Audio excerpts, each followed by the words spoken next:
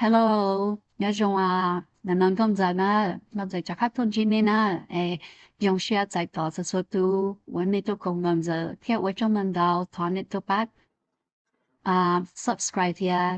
tu bắt share của trong YouTube thì cho họ thì của trong YouTube cho mình make. Ele đã nói nó của chúng ta chỉ, đó là của họ muốn nhìn nhìn du, của họ muốn bỏ. Ý tuần sai của Yan, Jessica nó, 我你老下阿咪个的咯，就你你还好呢，嘛你婆老太太你老看你都听讲你种到多发不多，但是老早จะ看老早阿咪个的这种道理你都冇的这种，这你好จะ看有边有多，จะ看老太太嘛你有one way ticket too。因为的你จะ看老早太太这种你我太久不能给太太去报下的，你考给草也得记得。Hello, họ chỉ muốn cho khá lòng cả thế kia là mà thế này sẽ đó tôi tung cho xã phía dưới nhất tí đã chia là họ chỉ muốn là nếu không mua bây giờ tôi thầu nếu cho thế kia là má là do bị đã chia như thế thì là chỉ tàu thay thế là ở thằng này nếu như là tàu thay thế rồi thì thay thì muốn xã cho họ muốn cho tàu họ chơi và câu tin này cái thằng đó nữ nhỏ can vô ta kỳ sẽ để nữ tàu giá nó nhung China cũng nhung số cho họ là mình cái tên là muốn nữ yêu yêu đồ bên nhung đồ chia thì muốn nữ sa cho họ là mình cái tên là bây chỉ bỏ thì giờ để trả nếu cho tay tế thì giờ tay tế ở châu rong cho mình cái tên này giờ cho họ mỗi thứ tụi mình rồi đi nói cũng chỉ bỏ thì anh này cho tôi xong mình nhớ tới chơi này cho tôi khơi và một gì đủ là anh ấy ha đó sao thế chứ bây giờ thấy ở đây nó bây giờ ít cho kinh doanh tiền cho tôi này lâu nó là giờ hạt tiền thấy ở trên nhân dân nó mà bây giờ cho tao hay sẽ khó hết phun giờ đã chỉ thực tiền giờจะthấy họ ở đâu ở đây nó giờ hạt tiền mình mua爸爸说其中要在地，你老早在地，你么只对面只在地。là do lý giải là họ chỉ bảo nữa tạo cho sa tay phê lại cho nên mọi người dọn cho khá là mẫu để dạng nó nhìn giàu tu sơ cơ ai giờ đến đó nó của cho nên yang lùi nó tu cho nên nó anh ấy ôn cho sa thế sẽ giờ lý giải nên họ comment cho họ khăn nó để bây giờ phải chỉ đua sẽ là nên do Ok, lò nó sắp bố chị lò nó chuyên khăn lắm không nó số nó của lò update đó đi đó, ok. Ní tiếp phỏ của chanh nhá hồng nhá, ok. Ní tiếp phỏ của chanh nhá hồng đó ha. Thật sự của hải đã chỉ đồng thi chị của giờ thế này của chị dân đa đó, ok. Của hải đã chỉ chị của cho hải khó chính xin à. Ní phỏ của chanh nhá hồng của giờ khó ơi khó post của chanh nhá hồng vậy. Cho và follow của nhớ cho hồ Facebook là ya TikTok là ya nhớ cho hồ YouTube nè ni bỏ hết thì cũng mỗi thứ mỏ này cũng mỗi thứ mỏ cũng một khó chế đó ấy trong cái lỗ đó của cho lá lên biệt rồi nè cũng một cô bảy dư vậy một cô bảy dư là số khó chơi là của lúc chế là cho của lúc bắt từ nè đã có hay trong gì đó sẵn ba lúc la phát tạ trên luôn chia bùa cho lòng của lúc bắt từ nè chỉ thầu của kho của chị là ta chị của sát tên là nó của cho những tay ót thì tên là nó đó nếu một khách chờ đó nếu một khách chờ chị ở đó của chin arm movement á I cannot move my finger okay của control chỉ to nữa đó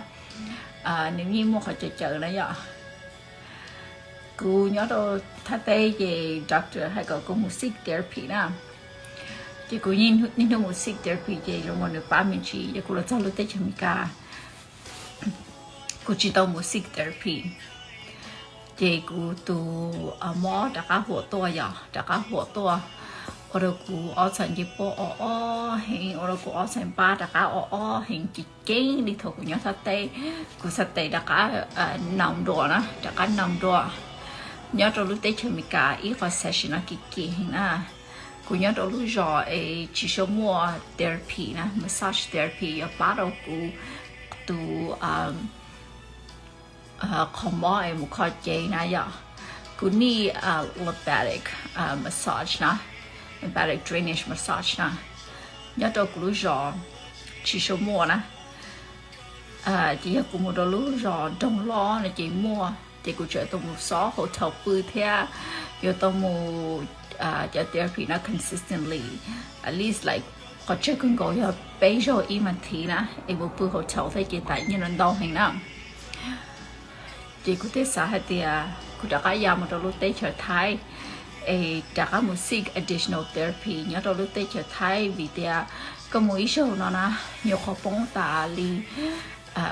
năng cầu bây giờ là như mấy cá xí na hồi nhớ đôi lúc tết trở mấy cá này chỉ có một số nó na cũng tự bóng li blow bùa một đôi chip bùa vì thì cũng trở bữa hotel trở thấy gas theo trở một thầy của doctor lo tu của nó cho therapy na bây giờ chị cũng có bao nhiêu lần tàu này cũng theo Asia giờ đã có một đôi tết trở thái nè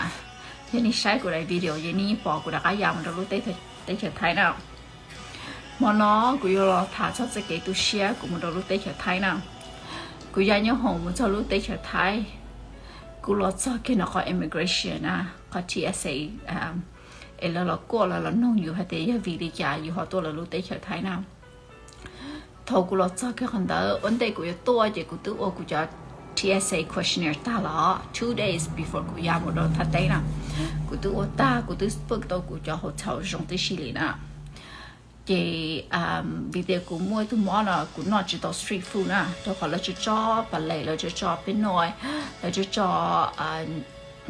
fish sauce cho a lot of garlic seasoning nhiều nào nè thì chân đầu cũng nó chỉ tàu của gì nó chân đầu chị ở đâu cũng lúc chị hay là gì chị của tôi mỏ chỉ chơi rong nè rong đồ của xó của tàu lúc chị lúc hotel này mỗi lúc kitchen chị của tôi xó tàu lúc Airbnb nè chị thầu của một số kia này thay tê của nó rất là khó TSA check in chị lần nông của hai tia của phải chơi nhỏ chỉ complete nè chị của tôi của chỉ bao because cú nhìn mình cái này cú Google sơ cú chỉ Google cú sao tao lu Airbnb na còn này họ chơi nhau là mỗi cú sơ chỉ cú type in cú họ questionnaire sơ how do I know that this is a complete address I don't know cú chỉ bảo là whatever tu chỉ là lu Airbnb na nếu hay cái cú sao đó sơ giờ để chỉ complete là chỉ only no let me step aside các bác cho other people ra cú hu tu chỉ là lu Airbnb cú mỗi tổ họ chơi nhỏ cú mà nó mỗi show đó họ TSA questionnaire là của hai nè chị nên hai đứa cú nên chỉ hai chị đi hết nên giờ thì where is your cái đại flight một chế này chị của tiệt wow cú chỉ mua flight một chế vì tiệt cú tí chỉ bảo hay tiệt cú nhon tiền một chạy mà kho tao cú tụi món này chị cú kho tao chị cú một chế sữa cú những bảo hay tiệt thứ cú đại visa expire chị cú mua sữa mà nói chị nếu chị also nếu chị hu immigration law là bây giờ chị immigration chị cho cú bài nó chị cú chỉ bảo I don't know what the hell's going on cú xã hay tiệt vì tiệt những cái chống nào rồi họ thọ biết là chờ cái đầu bên khác na họ immigration line na chúng tiệt na rồi nó chúng tiệt là it moved very slow chỉ có sao tại vì thế nên chỉ chống chỉ immigration cho cụ bài put me to a side it give me time more time đó cụ who to Airbnb owner na it cần một cái chuyện nhỏ đó cụ đó chỉ cũng chỉ là một cụ cho rồi họ like a cubicle là một cụ cho rồi họ cubicle đó ít cho other travelers thế này à chị nếu chẳng có ít lần tới là đâu cũng fail đó ít tôi chỉ nên a immigration officer à những cái ít lần tới đâu cũng fail chị lần tới nên ask questionnaire like thế cũng cái như là trả tôi liệu nào là how much money I have with me cũng lúc về hồi trả cũng có thứ tôi liệu nào then I fill it but cho section cho nhiều là chị cũng I left it open chị cũng thứ hai đó từ nếu lần sau của thằng à nếu ở đây video record cái quả chị này hai đứa của hai tiệt giờ vì cha của tôi lúc tết trở thái đó chị của tiệt của tôi lúc tết trở thái vì tiệt giờ có sai hậu lúc computer na 2 months ago của tôi surgery na thôi của tôi surgery trong cái doctor chém mất của bìa là na của lúc chị bìa là chị nếu như hai cái cũng mua therapy na, therapy bác của nó chỉ cũng đã cả tổ của cho therapy seems like nếu bác của cũng thiết sát tổ, or therapy đó lúc đấy cho nó đã cả tổ or sư, mà của cái giờ cũng tự phong cái để mà của phần nó là của hai này nữa, cái nếu hai cáiก็พอเด็กก็ขอช่วยย้อนชี complete นะอย่างกูเดกูชิบอกเลยนะแต่ชีแต่ฉันนี่เคยกูเด็ก complete เจชี complete นะอย่างนี้เคยกูเด็กชี complete เจกูเจอตั้งต่อที่ต่อตัวจีน่ะลูก Airbnb just like give me a couple minutes you know เจแล้ว respond back นะสินะเจกูเจอกูรู้ฟังเจกูจะนั่งตรงได้เลยอ่ะจะนั่งตรงขอ email หมดแล้วนะเจนี่จังว่าแค่หนูรู้ก็ไทยด้วยnếu mà nếu phone cho là thay cái cú phone đó hay thì you know like cú chỉ sử dụng thằng này à cho Airbnb nè chỉ ní chân cái của paper file nè he took my paper chỉ ní để có cú mua dầu tao lúc chịu cổ á giờ mua dầu tao lúc chịu cổ chỉ thôi đó mà ní chỉ cho tao hồi của thôi ní trong cuộc谈ní cho tao hồi cái ní he was acting like this nah no like actually like ní chỉ believe cái story là nè he didn't believe my story chỉ hay cũng một dầu lúc chịu bực ấy à, cũng một dầu lúc chịu bực chứ, tôi tỏ cho nên chỉ muốn tới hụt của liệu, nobody call me, chứ tôi để thôi tới ní mà hụt của nè, chứ ai bên nhà hay đâu của hết tôi captain mà nó có thả nè, mà nó có thả nè, chứ tôi để ok nè, chứ tôi chỉ dầu lúc chịu bực ấy chứ, ý tôi xin nên immigration này chứ khi ní hụt của vậy, có của lo này tôi có passport, chứ nếuกูได้ paper มา to first officer ตัวมั่งการโมนะได้กู fill นะ I signed it and I put my information on it นี่น้องกูเดี๋ยว what's my name how old am I เดี๋ยวกูยี่เดี๋ยวกูรู้ไปหัว Jessica Yang Her my last name is Jessica Yang Herกูมั่ว45 way ที่รู้ว่าในที่กูรู้ปกตินะ so I'm 46 now วันนั้นตรงนั้นนะเจนี่เจกูได้ paper มา it's not complete okay ทีนี้ยังการกูนั่นเดินไป so I officer nó nữ cho của mua giờ của sát để là cho của mua interview đó tu captain á và khó tránh tiền á là chỉ cho của mua interview nó là chỉ cho của mua downstairs whole basement nó chỉ là cho của mua pool whole basement way whole lúc tránh home basement kia nó where tăng cho employee ở nữa chỉ một số hồ chỉ chưa pay à chỉ like mail do like that and then là một của thay đổi à là một của thay đổi thì của chỉ bảo là một của thay đổi chỉ là chỉ để có của lo nó chỉ là một của thay đổi là and then để cho của bạn nhỏ tới another section thấy cho foreigner cho chống là chỉ thôi của mua nữa chị nhưng mà nó to tụi này mà đại tại họ TSA à chỉ là cho là chọn là chị của chỉ bảo là chị của bảo là interview nên chị của sao thì tôi you know của nhỏ nó like 30 minutes maybe to captain you like interview của nó but let's chị interview của nó chị tuần cho sẽ chị China Airline cho họ của China Airline một là chị từ flight attendants nhớ đâu là China Airline như là cho chị nên cái của passport a copy of my passport okay là tôi muốn cho passport cho một lỗ tao chị nên cái là passport là chị nên cái the picture đó the image of cái passport chị nên cái là đó của chị nên cái có của cho tụi nó là chị của yeah that's me là chị nên okay có luôn bay nó chị của sign luôn bay up but I don't know what I'm signing chị của chỉ sign luôn bay sao and then nếu mà thật phòng á chị nên đặt lo nó của nó tụi nó you to flight attendants from China Airlines chị nên lo cho nó của chị nên hết là chị bố có nhớ là lúc tới chờ đó you have to take the first flight home to America vì thế có tôi phải lúc nhớ home đó ai của tôi rõ có and my job is to make sure that you land in USA you have to take you're the first flight out of here right now em cũng sai bị nhớ home đó có là first flight out of China, Bangkok na, your first class na is like $8,000, okay? $8,000. So I'm like, I can't afford $8,000. I've never in my life. Digital first class, you'll cost like $8,000 na. So airline ticket na, you need to well, yeah, we bought the kia. So we're gonna have to go, you know, like coach na yeah on the next flight, which is gonna cost you 2,000 something. Yeah, tomorrow, and I'm like, what do you mean, like là chỉ bố của nhau là lúc đấy chờ I haven't done anything wrong. Cú đi cho I'm not a criminal, you know, cú chơi tu criminal, cú chỉ ấy tu detective. I'm not a spy. Cú chỉ bảo like to me that's what I'm thinking, right? Cú đi chơi ít tu criminal đó.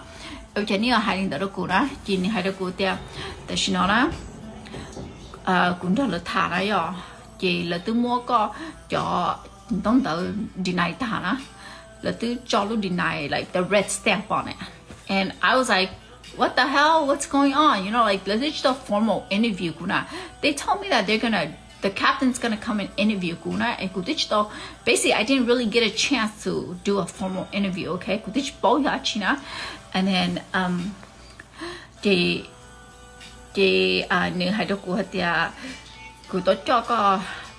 detention. I have to take you to detention, and you have to pay for somebody to, you know, babysit you. Basically, you got to pay for somebody to babysit you, and you have to pay for the detention room, which is you know, you have to pay for the room because có là chú nhau là tới chờ là cái họ chị nếu cho các bạn nhau lúc room mấy mua cho people là mua reject deport đó mà ya. Okay, Jack, I continue to somehow call video just stop na. Chị thầu là cho một cùng nhớ cho lúc detention room này giờ cũng như bỏ cho people là chị bố cả một đợt là lúc tới chờ na. Chị ai bỏ hay đâu cô thì you know cũng muốn nhìn đâu một cái na, because cô yêu chú lại yêu những hồn tử là lúc tới chờ sai đi sai sự là những chị bố cùng nhau là lúc tới chờ là na. Chị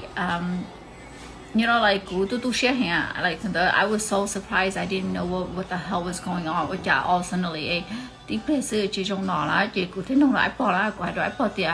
họ tới mình giờ đó chỉ nè cụ đó chỉ xấu rồi nè chỉ như tiệt. The problem is that có họ chơi nhỏ nè lúc Airbnb có rent nè, it's not a complete address nè, it's not complete. Nếu giống như là để Cún Đậu, Fresno, California 93722 nè chị thầu Cún Đậu nên đó đâu cũng là TSA chị chỉ thấy họ complete full address chị là chị reject của họ visitation đâu là lúc tới chờ đó. And I was like, không đỡ sự giờ linh đỡ sự trả lời họ chỉ mua xuyên đấy đâu của mua cái tàu họ chơi nhỏ sao because chưa lúc tới chờ thấy nè I'm not familiar with tiết kế nè của chỉ do lúc tới chờ thấy của chỉ bảo nè tôi chữ như sao đi trả tôi chỉ Cún Đậu linh đỡ sự nè ấy giờ tôi chỉ cho nè ở giờ là chỉ ở xuyên đấy ấy giờ tôi chữ sát tôi nè giờ ấy cũng mà đã call của họ TSA papers nè ấy là chỉ toàn cho mua của automatic ship out of Bangkok, out of lúc tới chờ nè chị I thought you're not the first person nó yêu nó to rồi trợ lý của họ lựa cho trái nhớ hồng này giờ để cho chỉ này cho nên muốn nhớ tôi là lừa nè nhớ tôi thật đấy nè là xịn như ta they lose so much money because thật đấy chỉ approve là họ visitation sẽ là chỉ mua ongoing business nè hay là your business yeah like just go down the drain because là thầu lo cho nó TSA gì là họ visitation right mà deny nữa. And she's like yeah Cún Đậu là thả ta là chỉ những nhỏ họ chơi nhỏ nè họ chơi nhỏ chỉ nhỏ là like it's not complete chỉ là chỉ bố cái nhỏ là lúc đấy chờ tới họ tại nó chỉ là kind of more like put you on the red flag radar yeah you're probably I don't know like you just use your head cái bảo từ lính sát thì cái từ detective you're a spy or cái tôn thiệt tới mình là lúc tới chờ nè sao đó. And then cũng muốn nhớ lại bao giờ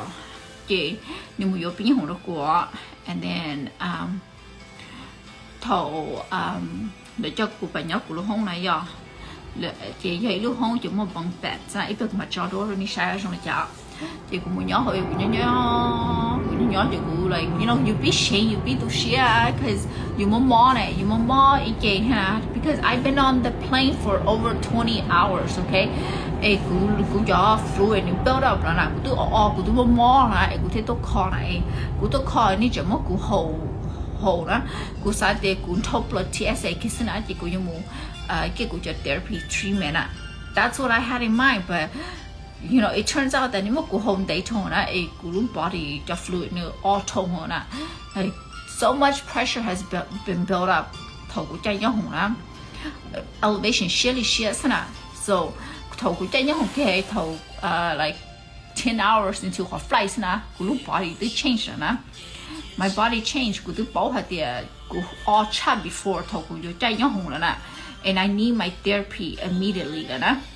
ai của tôi tay của họ therapy na là chỉ cả cũng chỉ ít thôi therapist là thì ít trả trong đó là trong đó thì nếu mò thì tiền là nếu mò hành thuộc họ hành của handle chỉ tàu lại na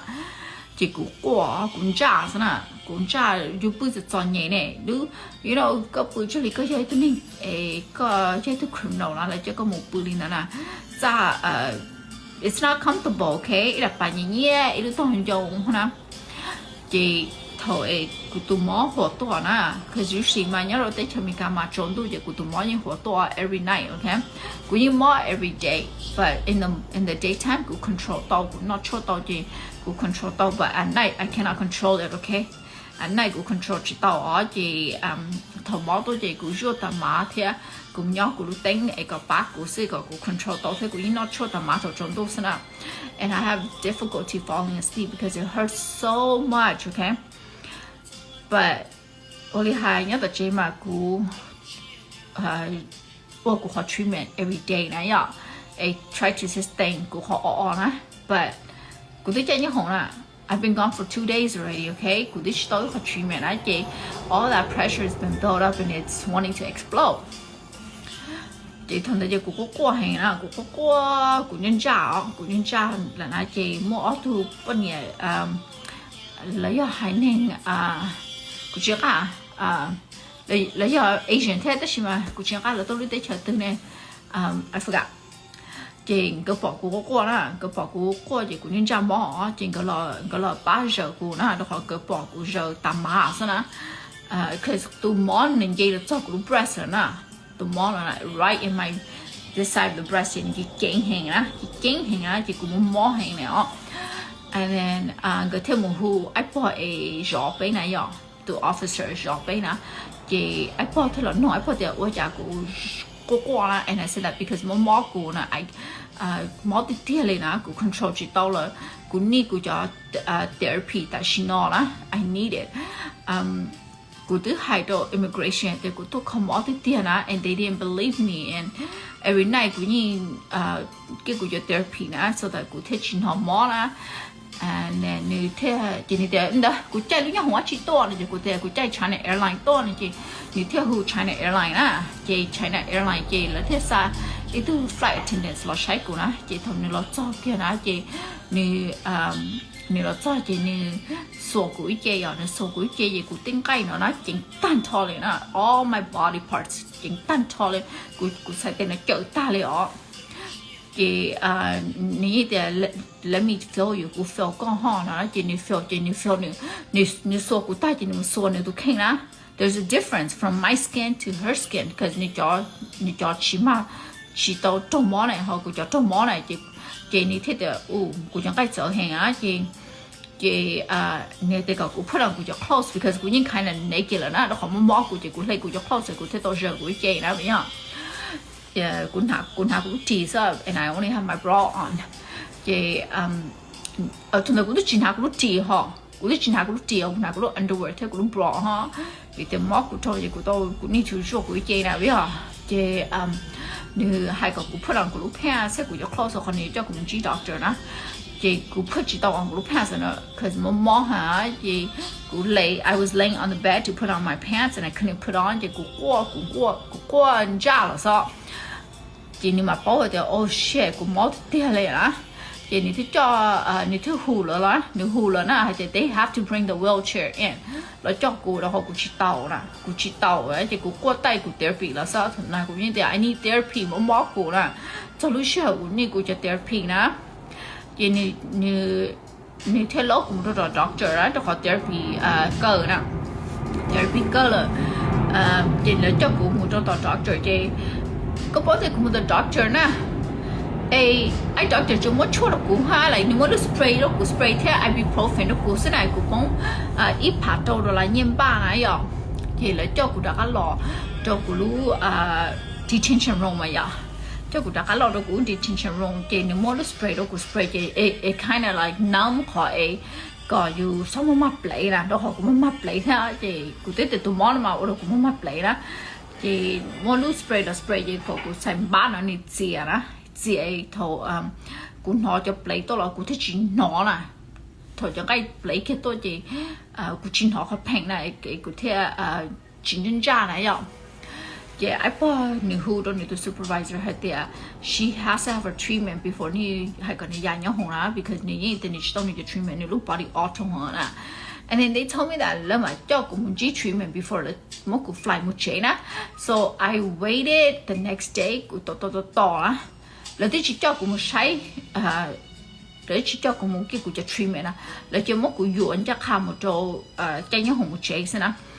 Anh có bảo thằng YouTube share hàng vì thế tôi có hay cú lo rồi nó cú chỉ tao bự chọn nhẹ đi nó easy đi nó ok thế cú chỉ tao giờ tôi nên pay này nhưng mà cú treat cho cú giờ tôi nên pay na nên tổ cho cú đại passport na anh chỉ bút cú bỏ cú đại passport đi nhưng mà cú cho biến hồng tổ tan thọ na yeah là những cái cú có cú lúc phòng mà they don't care and then thầu lại cho cú mua escort mua đôi nhỏ hồng na lấy những giọt cho cú là cho people nhớ thấy đấy nè lấy giọt cú like a block chilling giọt cú cho cú như tôi criminal là I'm in a fucking wheelchair okay cú mất số to thế này any giọt cú cho lấy cú như ấy tôi like fucking criminal cú tốn này cú tôi murder people là nè I'm like dude man nhớ đâu phải đối tới chuyện cả nè they lấy chúng evidence that they don't do that to me okay you guys have no hard evidence to prove that cú như ấy tôi criminal là cú tôi cho nín lúc tới chờ đó cú tôi xóa Airbnb đó cú chỉ tao khóa complete address nè anh giống cú treat cho lấy cú hơi tôi criminal lên nè and then yeah they ship my ass back to Taipei okay vậy là những hai cái đó của hai thì I'm not allowed to go to any country except USA because that's my home country cú lúc my ass has to be in the United States and then once it's in the United States cú dùng một khó tư là cú mà mua cú because cho nó bảo được của lấy ship của đã một số của tới chờ xem nào, and thằng nào cũng như vậy thì cũng tôi cho ní tới chờ Thái à ní chỉ cũng nhớ ní tới chờ Thái là you know it's okay, can I just go to Korea mua kho của King or you know Vietnam because như vậy xem nào, and they're like no,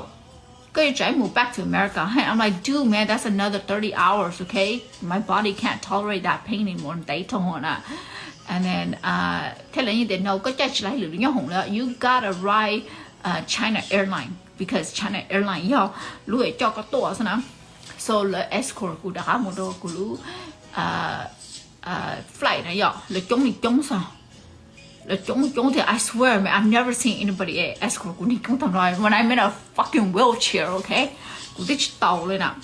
and then yes they là cho một của chuyện như đã cho là bộ thứ như mình cả mà okay and của tông bay phá đồ là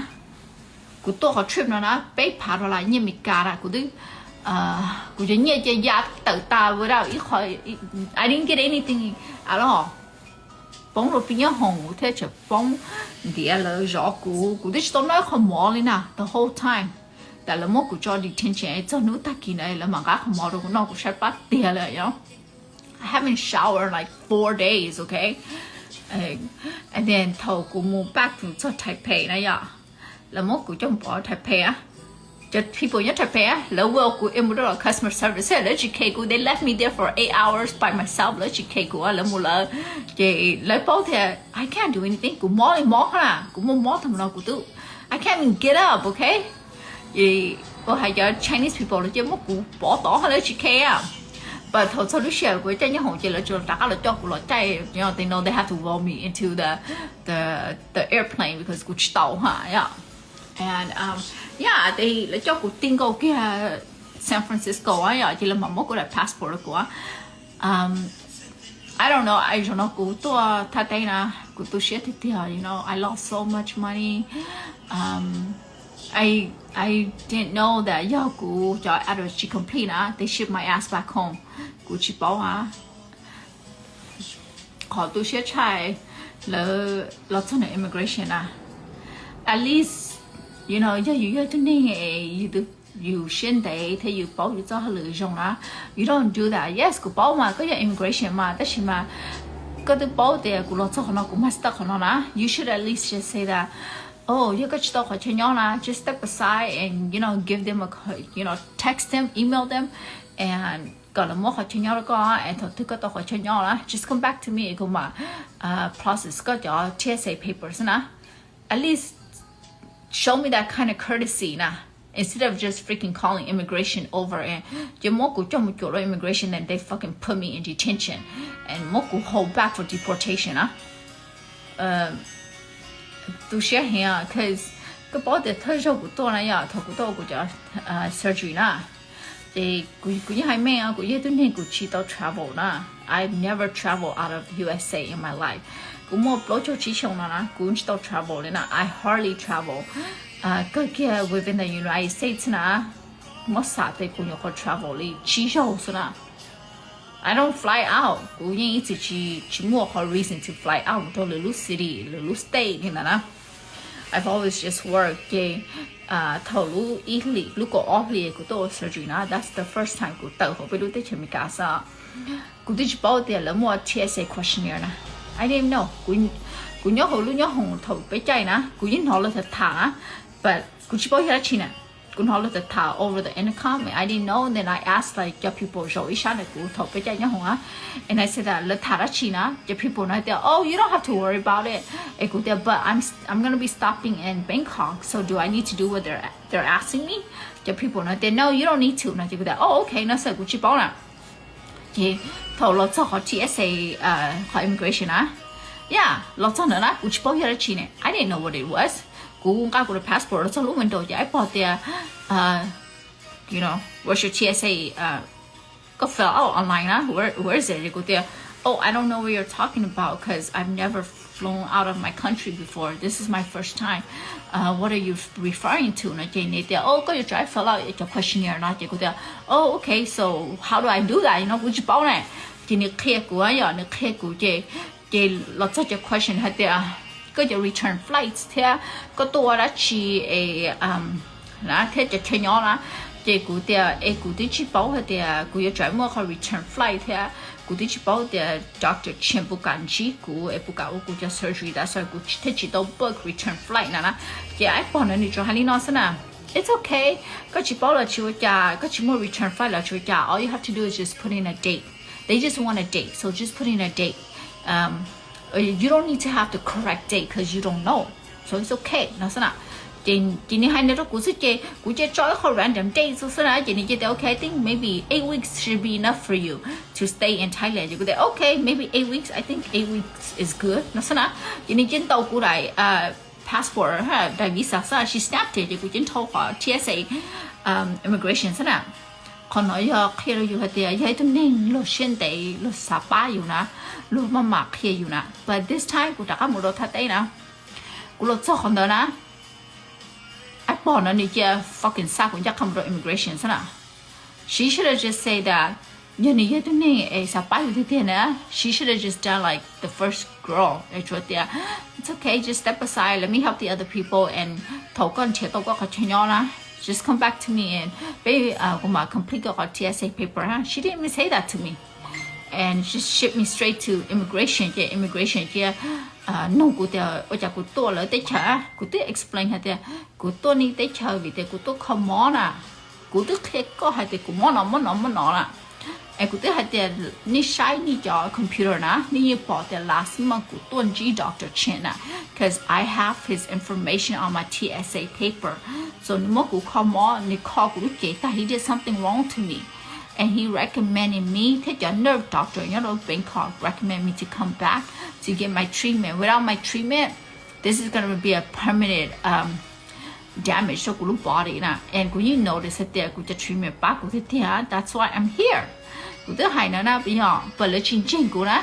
chỉ là chỉ để của cho story chỉ make sense because của họ address is not complete and just ship my ass back to America and just more like because the more good passport flag na they flag my passport red meaning I can't come to the little country again I can't của step foot to the little country là as if we hit a criminal. That's what pisses me off because I'm not a criminal. ni chỉ muốn cụ treat lại cụ như tu criminal là thế ở cụ tu share hình là thầu cụ lo nhỏ hậu đủ detention room là thầu ni muốn cụ detain là the whole entire time until cụ có flight take off là cụ tu share hình à cụ mò nhà hình là cụ mò hình to the point that cụ cha là cụ qua because cụ tu mò vậy là cho cụ press cụ tay therapy bổ lý trả là thằng thằng I beg for therapy cụ hay cụ need therapy thì tiếc because there's so much pressure okay hậu cụ body là nếu build up là nếu auto họ là chỉ auto chat hậu cụ chỉ nhớ thật đây nè cụ need cụ học therapy thì tiếc là ít bây giờ auto chat của nó là ấy nên game cho cụ lúc ở the press cụ control chỉ tao rồi nè I really need my therapy cụ talk cụ học therapy là chỉ cả mỗi cụ nè and I'm like dude you guys treat me like cụ như to murder nè cụ tu muốn hình to nè which I haven't even done anything like that okay cụ tay therapy giờ ní chỉ cả mỗi cụ liền nè so yeah cụ tu share here cụ tu share chị thì yeah they ship my ass back to America thì cụ đã lọt chờ đâu San Francisco because that's where I originally came from cụ yeah San Francisco này chị cụ thích đã là nhớ cụ chờ kia San Francisco chị lỡ escort cụ lọt cho cái này lú họ trông chị lỡ thiệt chị cụ đã passport đó cụ dạ cho chính nên số lỡ mua tụ chính nên số này tụ officer số nếu mua cụ đại bị nhau đã cả cụ chị he was really kind nị chị okay here is your passport here are your boarding pass nó sao nè hai linh đó xin and I'm like you đã cả lọt cho you do take her nè lấy những bao thì chị cái tụ nên xin tụ nên mua số to sao does this person fit the characteristic of a murder of a detective of a spy you know like just use your good judgment so when you share hình rồi nó cũng một thật tay làm cụ tu share cụ cô hình like thầu của nhỏ hầu đủ detention room ha I was crying a lot you know cụ cry a lot and how you should share you tu share you lúc bắt thứ sản đâu dạ vì họ especially you more like cụ hay là more tên nó ta chính đi chính xin à everything's gonna explode ấy đứng dậy là cho you lúc breast để mót thâu khỏi mót là ấy tay khỏi therapy lo chỉ cả mótเลยlà đã cái lần gì khỏi là okay thâu của nhỏ hồ lúc detention room chơi to second flight attendant nè thâu nên lo cho cũng có mót là ya nên lo khó khăn cho đâu cũng nã là and nếu lúc của nên như bảo được cụ innocent ấy à chỉ nên mà là khi cụ hay thì so ever booked Airbnb na vì thì they don't recognize Airbnb as a legitimate business na chỉ that's why cụ thì mà detain na and yeah she said that's so important okay you got to register with an actual hotel the first time cụ to na ya chị cụ registered đó Dr. Chen cũng muốn được họ cho nhỏ cho họ nè so it's a legitimate business nè that's why cụ to pass TSA nè tuần sai là nữ cô hình á chị nữ lúc cụ nữ Lily từ Lily là chị nên take tao mọc của nó và nếu muốn không giờ của nó nếu muốn take không giờ của nó because all my luggage cho nhỏ to China Airlines nè, cô cho luggage nó to ta là cô cho close nè, so she went and bought me chỉ cần cho thay so that cô thích chị, so my body's loose, you know, like cô thích more comfortable sleeping nè, and they like 2 or 3 in the morning, nếu mà cả tôi cô chỉ close đó cho cô nè, and I asked her like how much money do I owe her for the clothes, and she's like no, cô chỉ owe nó chia, nếu lúc cô xưa nè. Nên cả lúc cô nói cô comfortable là còn bảo để cô chạy 30-hour flight là một chế na she doesn't want me wearing the same clothes that I came wearing vì thế cô clothes cô nói tôi là it's basically jeans and lúc white shirt cô nói sao là chỉ cô chỉ need to bỏ để cô chẳng cái là chỉ it's very uncomfortable cô lúc jeans rất tight thế cô short rất tight nó cô I'm very swollen already so yeah cô trip nữa it broke my heart a lot okay it broke my heart and I don't think I'm gonna probably like set foot in Thailand for a very long time now after what happened if I seek out other additional therapy, it probably won't be in Thailand anymore. It'll be in a different country. I'm thinking about Vietnam. Vietnam. That's one of the country that's on my mind. Yeah, they go call go to more. Yeah, they check me gonna teach tao rong zao la ya. That's not go see go treatment. Yeah, to San Francisco now. Okay, it's in San Francisco and it'll be in Sacramento. So thank you guys for tuning in and làm no go cho cái tu share go hi. My heart's broken. I never imagined this would happen to me. The owner from Airbnb, they call paper, they more registered for Airbnb, and he even said that if they have any question, they could give him a call.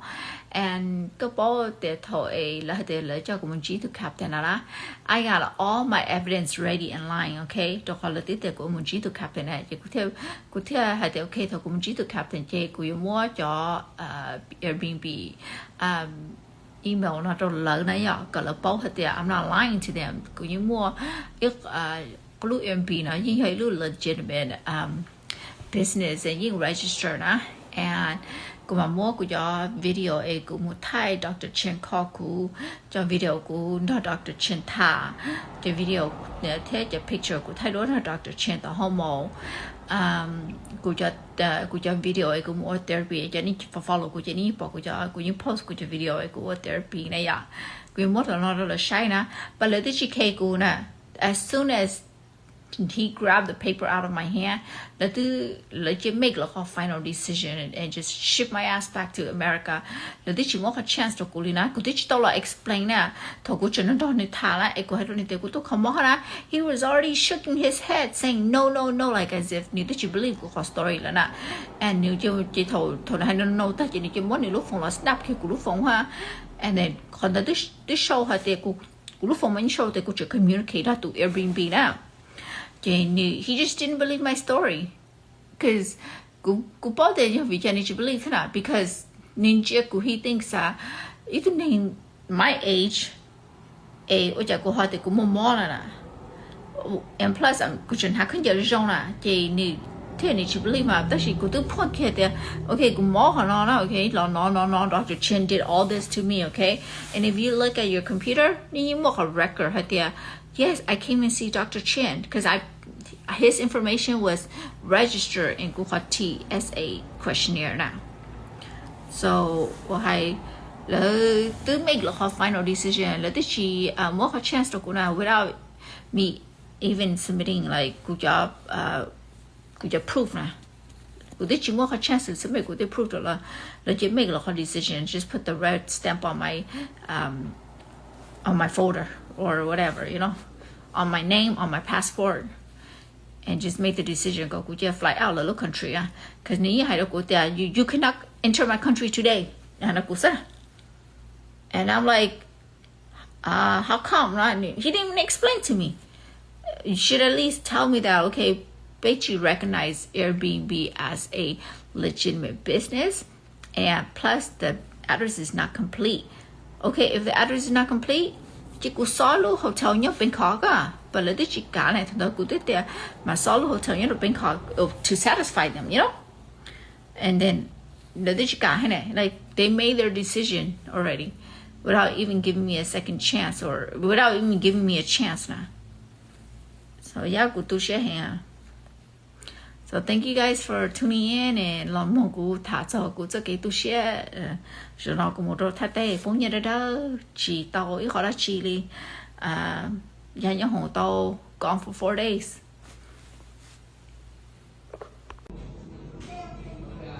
Nói giờ lúc không để cho cụ loài nhỏ đó, ok, lúc không ở chỉ cụ bự của nó đó có bỏ cụ lúc phong nhiệt đó chỉ nên mình cả bự sát sổ nó chỉ là nó là do ở thứ nên bự là nó thế à chỉ là cho của nó lúc không nó chỉ một tận nó chỉ ha lúc không na thế lúc không đã đây à chiều hay là để cho của nó chơi của nhân ninh cho gì liền của nếu đã chỉ của chỉ đó là lúc tết chờ lên nè của thứ hai đó là hai tiền giờ là sấy lại cho record na ở lúc liền thôi lò nè lấy bỏ tiền của tôi kho của lúc chế nè của tôi kho của lúc chế đó cho mất của cho lá linh or xả rồi này em muốn móc của anh thì recommend của mua or therapy này em cũng bỏ tiền therapy ba của nó nè em cũng hay bỏ đi nó là lấy chịu của cho lù đi là hai tiền của họ chơi Airbnb cheap thì thông là thế nào em cũng tiền của nhiều bao à của tôi chỉ nhon đi lúc tới chơi này cũng book Airbnb kia là show đi nó tôi để của chị của chỉ show đi nó rồi của cho application thế nào mà ấy giờ thì chỉ cho này chị option đấy nè ấy cũng tí tao Airbnb kalau mau phải chơi nhỏ chơi nhỏ rồi cũng thế này cũng mà show đó của họ application thế nào lọ là chứ ôi thà lệ chứ cho cũng một cho detention một cũng thay đổi một cũng red flag cái thì cũng vậy tôi nên xấu á ấy chỉ của tôi chủ là lúc đấy chờ lợ á cái chị cứ như là nói cho từ bao chạy nhà hồng này nhiều thôi cũng à cho con này là bỏ có quá hình như lúc của là món là sign là đâu cũng này à ấy còn này là rõ cũng á thì này bỏ tiền cũng nản chinh á thì cũng ít cái oi cũng giờ cũng thế cũng lúc sinh thế là lòi cũng lúc tròn là khó tròn cũng nản anh đi bỏ tiền cũng lúc cho có tới khởi chỉ cũng cho cũng khởi cũng lúc cho tới chỉ hậu cũng lúc chỉ hậu cũng lúc tròn nó mà đó họ cũng lúc sinh thế là lòi chỉ nếu lúc của anh thì thêm mỗi mò mình thì chị khinh giờ là con nã còn sống của lúc chị à nhưng bỏ của những lúc của theo họ cho họ cũng gì lúc này cũng thích đâu chậu đó mình thích này cũng thích đâu thôi tận cho lại cho nó của ở trên của gia đình chậu á chỉ nếu lúc của nếu lần sau của nhỏ chỉ nếu tiếp bảo để cũng thích đâu của gia đình rong á là kia xóa tia để cho món của họ chơi được của gia đình chậu á nói mà nó của cho chắc là Okay, so I forgot to mention one thing. Cô đã là hai ý khói mấy gì có hai video nó complete cái nào thì cô tự khởi cho nhà rồi là yes, I did call the embassy. Okay, wow, là một cú detain na. As I sat there before the một cú ship đã có một đợt tới Jamaica na, I did call the embassy in the morning, and guess what the embassy said? There's nothing we could do. We cannot intervene with immigration. If you have any concerns, any question, we suggest you talk to immigration only. We cannot intervene. Whatever they say, that's the final answer. So, khi đó ni na embassy chỉ quan chế bé, okay? Vì thế, cho nên nhớ đó là embassy, I assume they're Thai. Lấy Thai á, đó họ đầu họ cũng mong là được số sa, they're Thai. So embassy là có biết bảo embassy batch tóc bé. Yeah, bây giờ itu foreigner na. I didn't want to do anything about it while I was being detained because Cambodia I've set foot on foreign soil, and they have my passport, so best for me to shut up. And you have to wait until go reach Gulute Jamaica, and I could blast them on Facebook. So yeah, I'm back in my country, so. You ô tô giờ là như ô tô because you're back in your country. But thời nhớ you take là lúc tới chờ na. Always tô tô thì you chủ là đã là they could do things to you. Yeah, safety first. Safety is number one. Tao you tới chờ đó.